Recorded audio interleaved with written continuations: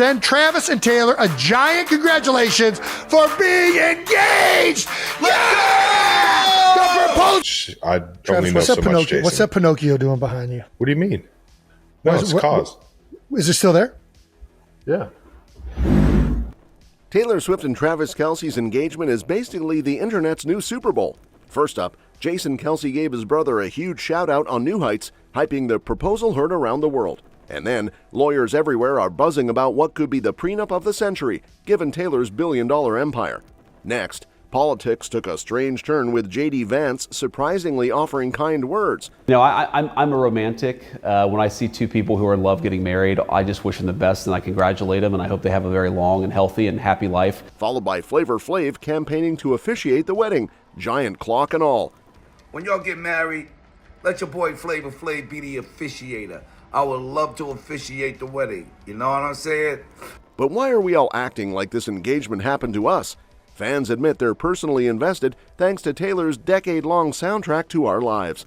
And finally, insiders predict a Princess Diana-level wedding spectacle with Taylor fully controlling the narrative every step of the way.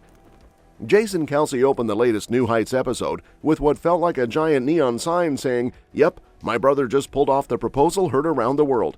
Except, funny enough, the episode was recorded the day before the big news dropped. Talk about awkward timing. Still, Jason made sure to kick things off with a loud congratulations to Travis and Taylor, complete with crowd-style cheering that made it sound like someone had just scored a touchdown instead of gotten engaged. Classic Kelce energy. Send Travis and Taylor a giant congratulations for being engaged. Yeah! The proposal. Now, don't expect juicy details of the actual proposal in this episode. Travis kept it under wraps. Instead, the brothers focused on Taylor's surprise guest appearance that sent YouTube into meltdown mode. Over 1.3 million people tuned in at the same time to watch her talk albums, Easter eggs, and, let's be honest, probably just to stare at her being Taylor Swift. Jason, of course, couldn't resist joking around, asking what that random Pinocchio doll was doing in the background, while Swifties everywhere probably paused and rewound the video 1,000 times, hunting for hidden meanings. She walked away like flying around. She was having so much fun getting to tell everybody about the album and obviously drop a few Easter eggs and see if everyone caught on. I only know so much, Jason. What's that Pinocchio doing behind you? What do you mean? No, it's cause. Is it still there? Yeah. Travis, meanwhile, was basically in full fanboy mode, hyping her new tracks like a kid showing off his favorite Pokemon card. His pick? Opalite. He gushed about dancing around the house to her new beats, proving that even NFL tough guys aren't immune to a little Swift magic. Jason grilled him about Easter eggs, and you could almost hear the collective gasp of fans ready to launch into 10,000 Reddit threads. Yeah. It's just so much fun to listen to, man. I've been dancing all throughout the house. We asked this before. What's your favorite? Do you have a favorite song yet on the new one? I'm not a politician, Jason. I think Opalite might be my favorite, though. But while the podcast stayed light and playful, their dad, Ed Kelce, gave the real behind-the-scenes tea. Turns out Travis originally toyed with a big flashy proposal, but ditched the spectacle for something way more personal, a cozy garden setup at his Kansas City home on August 10th, just after Taylor's podcast taping. According to Ed, the family got a FaceTime call right after she said yes, and the couple looking head over heels and probably glowing brighter than the ring itself. You know, the perfect way to ask her and to make it special. And we kept trying to tell them, when you do it, that's what makes it special. So don't fret on where, or just get it done. It was a couple weeks ago that Travis got it done after a few weeks of prodding from myself and from Scott Swift. And speaking of glowing, nothing lights up the legal world quite like the words celebrity prenup, which is exactly where the Travis and Taylor fairy tale is headed next. Yep, forget the album clues and secret Easter eggs. Lawyers are the ones frothing at the mouth right now, already sketching out what's being hyped as the prenup of the century. Because when you've got a bride worth a casual $1.6 billion and a groom clocking in around $90 million, let's just say the stakes are slightly higher than splitting up a Netflix account. Apparently, even the American Bar Association couldn't resist chiming in, dropping social posts like it's Super Bowl week for contract nerds. Attorneys on social media are daydreaming about clauses like fans do about set lists, and the big debate? Whether signing one means love's already doomed. Old-school romantics are clutching pearls, muttering that if you're planning for divorce before the wedding cake's cut, you're cursed. Meanwhile, financial realists are screaming, "Protect the bag," louder than Swifties at a stadium show. One money guru even admitted he used to think prenups were unromantic until he realized the real villains aren't the couple, it's the relatives. Because apparently when someone with $1 billion empire says "I do," that's the bat signal for every long-lost cousin to crawl out of the woodwork, waving half-baked business pitches and sob stories. Suddenly, a prenup looks less like a buzzkill and more like a bug zapper. Some experts are actually pitching a marriage-friendly prenup, which sounds like the legal version of No Bad Vibes. The idea is simple. Snapshot what you've already got, then share everything new together.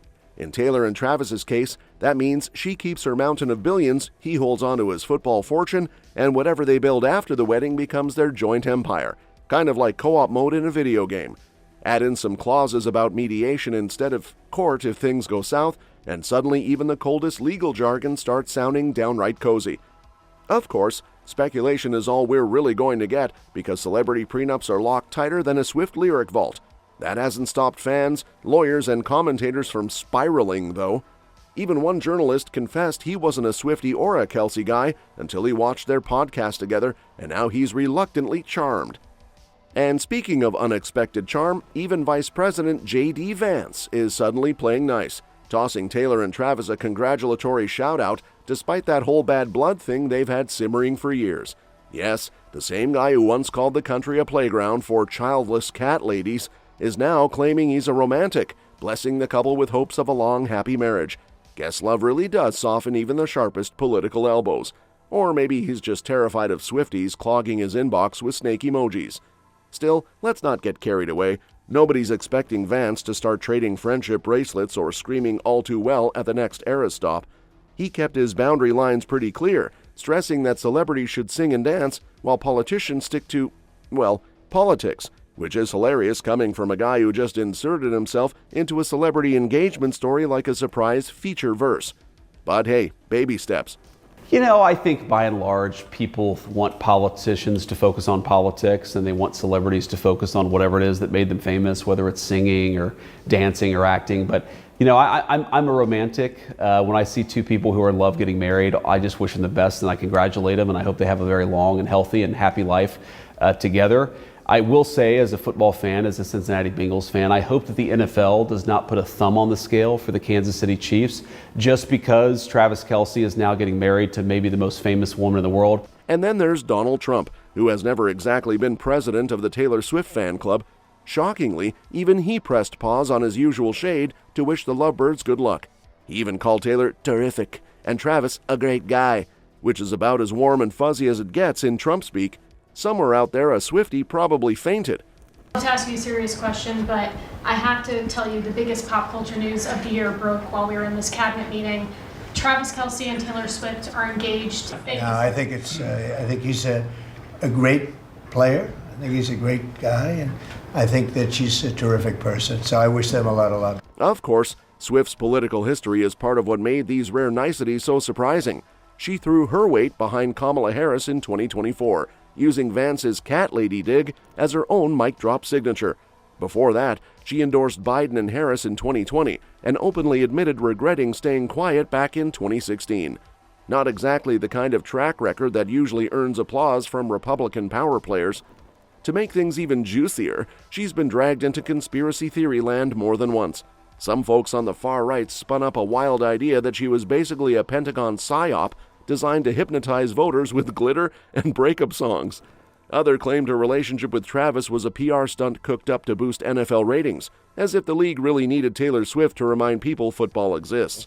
And speaking of tinfoil hat theories, let's pivot to something equally wild but way more fun, Flavor Flav tossing his oversized clock into the Swift-Kelce wedding mix.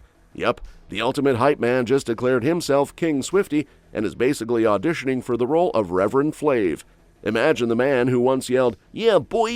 in every track, suddenly standing at an altar asking Taylor Swift if she takes Travis Kelce to be her lawfully wedded husband. That's not just a wedding, that's a pay-per-view event. Flav dropped a video that screamed equal parts proud uncle energy and backstage hype session. He insisted he knew this engagement was coming all along, like he'd been watching the NFL and the Eras Tour on split screen, connecting dots like a conspiracy theorist with a corkboard. Except instead of red string, his receipts are friendship bracelets. And honestly, who's going to argue with Flavor Flav? If the man says he predicted it, he predicted it. Case closed. But the real kicker is his offer to officiate the wedding. Forget judges, pastors, or Vegas Elvis impersonators. Flav wants the mic. When y'all get married, let your boy Flavor Flav be the officiator. I would love to officiate the wedding. You know what I'm saying? But most of all, congratulations, Taylor and Travis. You know what I'm saying? May God bless y'all with the longest, prosperous marriage ever. You hear me? And I'm happy for you both. I want to congratulate my girl, Taylor Swift, on her engagement to my boy, Travis Kelce. Hey, yo, check this out. I knew this was going to happen. I could not wait for the day to happen. You know what I'm saying? Now my girl Taylor is engaged to my boy. I'm stoked. I can't wait for the wedding. Picture him standing in shades and a giant clock, pausing mid-ceremony to yell, "Yeah, boy!" right as Taylor slips the ring on Travis's finger. The wedding vows would instantly trend worldwide, and you know Swifties would crash the live stream within seconds. Flav hasn't exactly been hiding his Swiftie status either. He's been repping Taylor harder than some fan accounts, popping up at Eras Tour stops like he's part of the traveling crew. He was in Detroit trading friendship bracelets with fans, proving that no matter how legendary your hip-hop career is, you're never too cool for a beaded bracelet that says all too well. He basically blended into Swiftie culture so seamlessly that people started calling him the unofficial mascot of the fandom. And just when you thought Flavor Flav volunteering as wedding officiant was peak chaos, here we all are acting like we're on the guest list too. Seriously, why does Taylor's engagement feel like it happened to us personally? People are reacting like she FaceTimed them directly with the ring. Meanwhile, it was just an Instagram post to her 281 million followers. But hey, parasocial relationships are a hell of a drug. Part of it is the fact that Taylor's been narrating our collective love lives for over a decade. First crush, she wrote about it. Toxic situationship, she sang it better than therapy could. That messy on-again, off-again phase we swore was different this time? Yep, she had that covered too. So now that she's found the fairy tale ending, it feels like the entire fan base just got closure. Even people who couldn't name 3 Taylor songs are suddenly texting group chats like, "OMG, did you see?" while ignoring their actual cousins' engagement pics. And speaking of cousins getting ignored, insiders are already calling the Swift-Kelce wedding the second coming of Princess Diana's royal spectacle, except with way more sequins, tighter pants, and probably a surprise guitar solo. Forget I Do, this thing is shaping up to be I Stream. Experts are betting the couple will keep milking their joint brand, mixing football with folklore like it's the crossover nobody knew they needed. It makes sense. Taylor's not exactly shy about curating her image, and Kelce seems thrilled to play co-star. After all, the whole saga kicked off when he fumbled a friendship bracelet with his number on it, and somehow that turned into the pop culture love story of the decade. Now, they're dropping Insta posts like cinematic trailers, teasing just enough to keep us hooked while keeping the chaos at arm's length. Basically, they're running this wedding like it's their Super Bowl, and we're all just here for the halftime show. That's all for this video, folks. We'll see you next time.